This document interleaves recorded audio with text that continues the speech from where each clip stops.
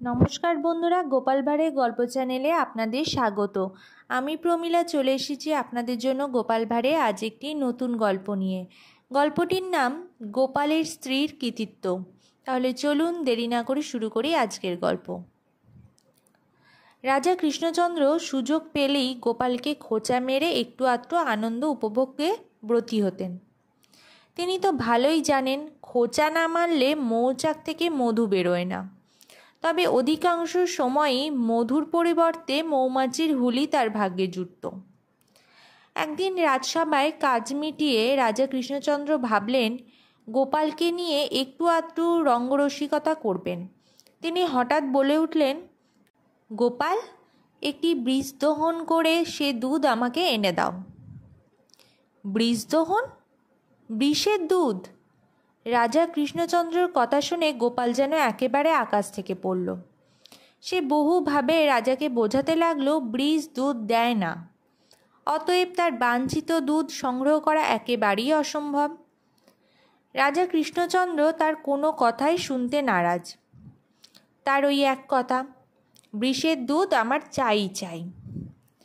মহারাজ খুবই সমস্যায় ফেলে দিলেন দেখছি। আপনার মুখ দিয়ে যখন বৃষের দুধের কথা বেরিয়েছে তখন জোগাড় না করে আমার রক্ষা নেই। দেখি যে করেই হোক ব্যবস্থা করতেই হবে। রাজা কৃষ্ণচন্দ্রর কাছ থেকে বিদায় নিয়ে গোপাল দুশ্চিন্তা মাথায় নিয়ে বাড়ি ফিরে এলেন। গোপালের স্ত্রীও প্রখর বুদ্ধি ধরে। গোপাল তাকে আকস্মিক বিপদের কথাটি বলল। গোপালের স্ত্রী স্বামীর মুখে উদ্ভূত সমস্যাটির কথা শুনে তাচ্ছিল্যের সঙ্গে বলল, ধুৎ, এ আবার কোনো সমস্যা নাকি? কাল ভেবেই আমি তোমার মুশকিল আসান করে দেব। আমার ওপর সব দায়িত্ব ছেড়ে দিয়ে নিশ্চিন্ত মনে ঘুমাও। পরদিন ভোরে রাজা কৃষ্ণচন্দ্র বাগিচায় প্রাতঃভ্রমণ সারছেন। এমন সময় গোপালের স্ত্রী কাপড় কাচতে শুরু করল। রাজা কাপড় কাচার দুমদাম শব্দ শুনে এগিয়ে এসে দেখলেন এক সুন্দরী মহিলা কাপড় কাচায় ব্যস্ত। চেহারা ও পোশাক পরিচ্ছদ দেখে বুঝলেন এ কারো বাড়ির দাসী তো নয়, বরং কোনো সম্ভ্রান্ত ঘরের মহিলা। রাজা ঘাটের দিকে সামান্য এগিয়ে গিয়ে বললেন, মহাশয়া, নিজের হাতে কাপড় কাচা আপনাকে ঠিক মানাচ্ছে না। এ কাজ দাসীদের জন্য। উপায় নেই মহারাজ, আজ দুদিন হলো দাসী কাজে আসছে না, আর একটি দাসী যে জোগাড় করে নেব সে সঙ্গতি নেই।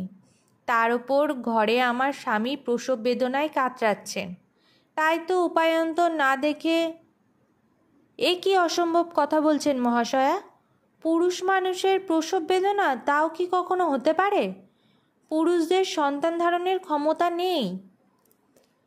মহারাজ, এদেশে অসম্ভব বলে কিছু নেই। যে দেশে বৃষ দুধ দেয় সে দেশে পুরুষ যদি সন্তান ধারণ করে তাতে আবার অবাক হবার কি আছে, আপনিই বলুন।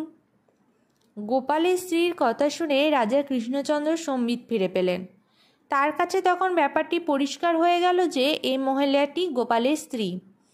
সেদিনই তিনি মহিলাটিকে দরবারে আমন্ত্রণ করে তার বুদ্ধিসত্তা ও বিচক্ষণতার জন্য পুরস্কৃত করলেন।